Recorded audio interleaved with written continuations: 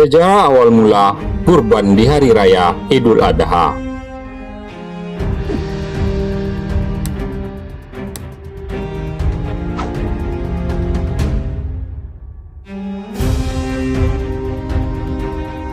Idul Adha pada setiap tanggal 10 Zulhijjah juga dikenal dengan sebutan Hari Raya Haji, di mana kaum muslimin yang sedang menunaikan haji yang utama, yaitu wukuf di Arafah.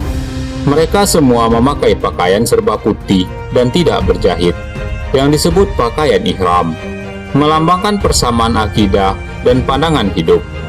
Mempunyai tatanan nilai, yaitu nilai persamaan dalam segala segi bidang kehidupan. Semuanya merasa sederajat, sama-sama mendekatkan diri kepada Allah Subhanahu wa Ta'ala, sambil bersama-sama membaca kalimat talbiyah.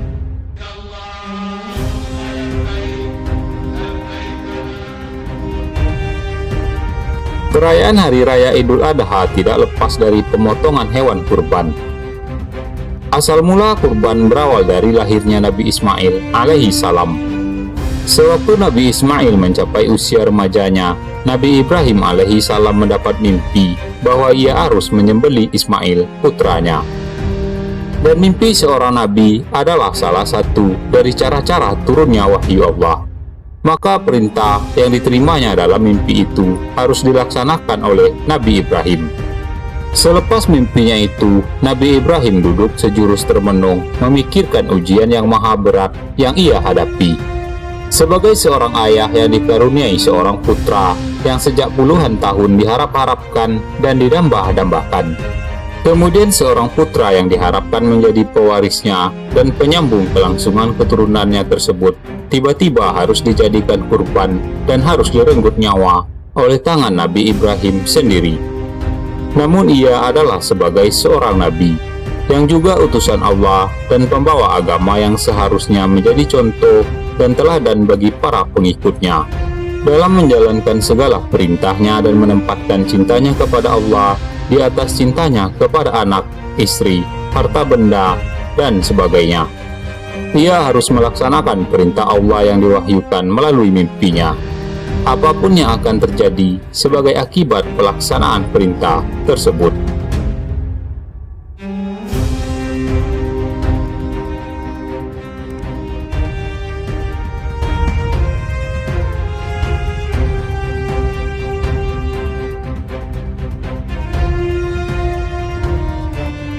Sungguh amat berat ujian yang dihadapi oleh Nabi Ibrahim.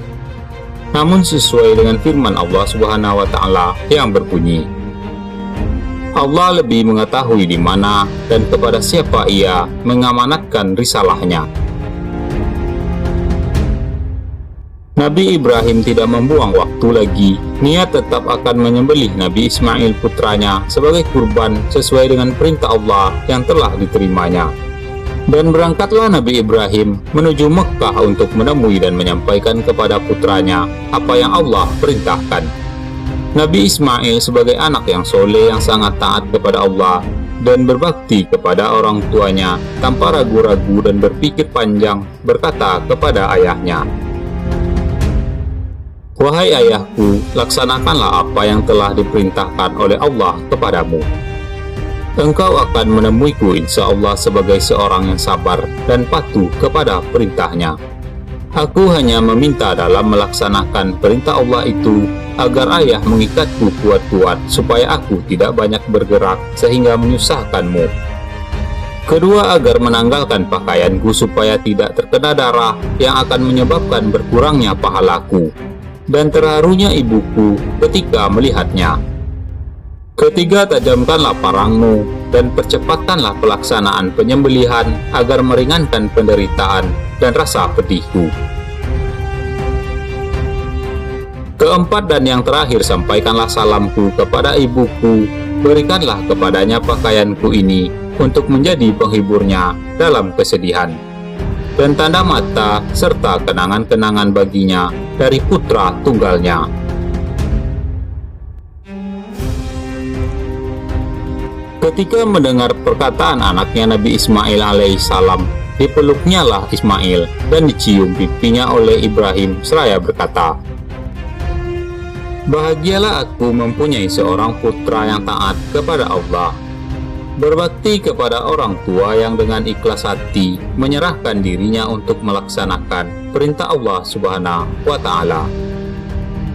Saat penyembelihan yang mengerikan telah tiba, diikatlah kedua tangan dan kaki Ismail alaihi salam. Lalu diambillah parang tajam yang sudah tersedia, dan sambil memegang parang di tangannya, kedua mata Nabi Ibrahim yang tergenang air berpindah memandang dari wajah putranya ke parang yang berkilap di tangannya.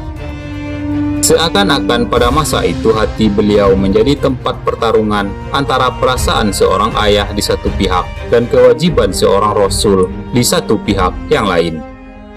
Akan tetapi, apa daya parang yang sudah demikian tajamnya itu ternyata menjadi tumpul di leher Nabi Ismail alaihissalam dan tidak dapat berfungsi sebagaimana mestinya dan sebagaimana diharapkan. Nabi Ismail alaihissalam berkata, "Wahai ayahku, rupa-rupanya engkau tidak sampai hati memotong leherku karena melihat wajahku. Cobalah telungkupkan aku dan laksanakanlah tugasmu tanpa melihat wajahku." Akan tetapi parang itu tetap tidak berdaya mengeluarkan setitik darah pun dari daging Ismail, walau ia telah ditelungkupkan dan dicoba memotong lehernya dari belakang. Dalam keadaan bingung dan sedih karena gagal dalam usahanya menyembelih putranya, datanglah kepada Nabi Ibrahim wahyu Allah dengan firman-Nya, "Wahai Ibrahim, engkau telah berhasil melaksanakan mimpimu. Demikianlah kami akan membalas orang-orang yang berbuat kebajikan." Kemudian sebagai tebusan ganti nyawa Nabi Ismail yang telah diselamatkan itu, Allah memerintahkan Nabi Ibrahim menyembelih seekor kambing yang telah tersedia di sampingnya.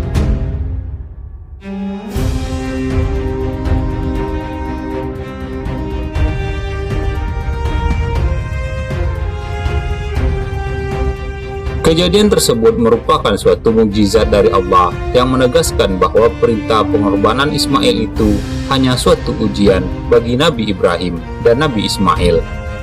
Sampai sejauh mana cinta dan taat mereka kepada Allah Subhanahu wa Ta'ala. Ternyata keduanya telah lulus dalam ujian yang sangat berat itu.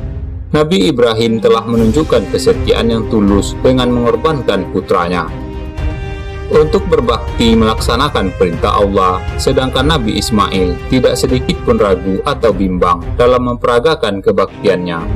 Dan inilah asal permulaan sunnah berkurban yang dilakukan oleh umat Islam pada tiap hari raya Aidil Adha di seluruh pelosok dunia.